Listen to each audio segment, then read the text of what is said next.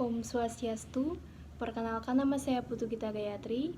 Saya absen 30 dari kelas 10 MIPA 8. Di video ini, saya akan menjawab 3 soal penilaian akhir semester agama Hindu. Soal yang pertama yaitu 5 bentuk yatnya dalam agama Hindu. Yang pertama, yatnya dalam bentuk persembahan atau upekara.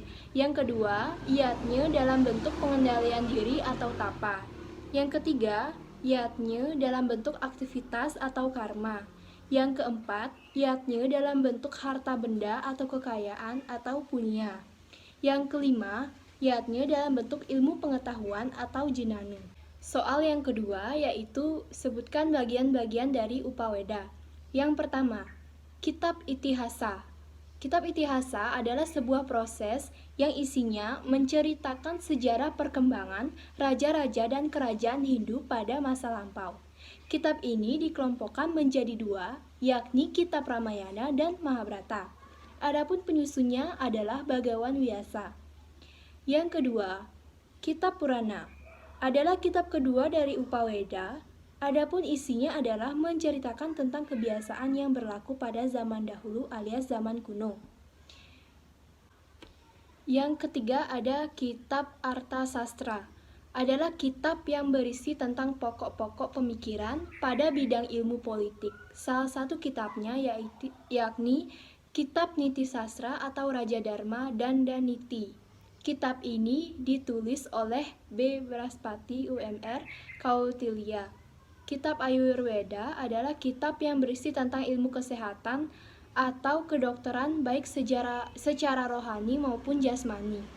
Dampak moral yaitu salah satu kecenderungan mengembangkan perasaan bersalah. Ketika manusia berperilaku menyimpang dari hal-hal yang tertuang dalam pendewasaan.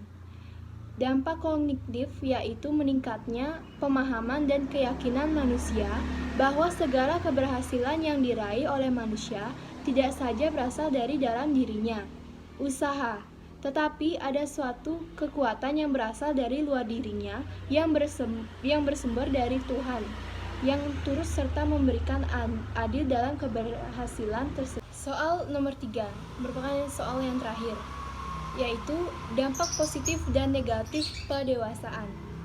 Dalam melakukan suatu kegiatan, memilih dan menentukan pendewasaan memiliki dampak positif dan negatif. Bagi orang yang melaksanakan termasuk juga berpengaruh pada kegiatan dan hasil yang diperoleh. Sehingga secara psikologis hal ini berdampak pada kehidupan manusia.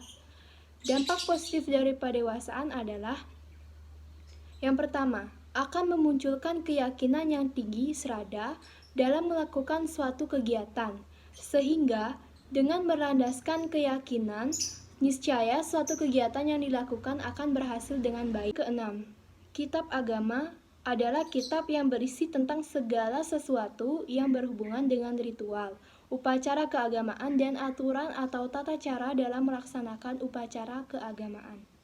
Yang keempat ada Kitab Gandharva Weda, adalah kitab yang berisi tentang berbagai aspek ilmu seni.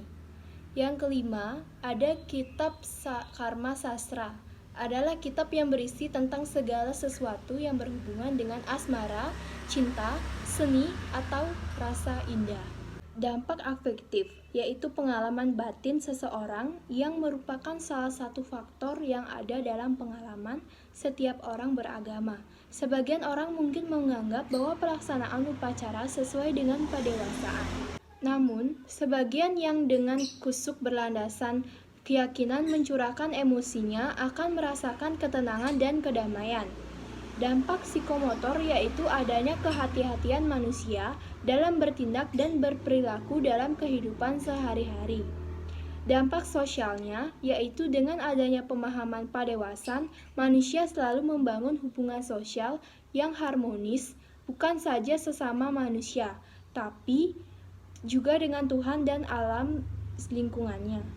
Sedangkan dampak negatif dari pendewasaan adalah adanya suatu beban psikologis atau rasa ketakutan apabila melakukan suatu kegiatan tidak sesuai dengan dewasanya, sehingga dalam melakukan suatu kegiatan akan muncul suatu keraguan-raguan. Jika demikian, halnya akan berdampak pada hasil yang kurang baik.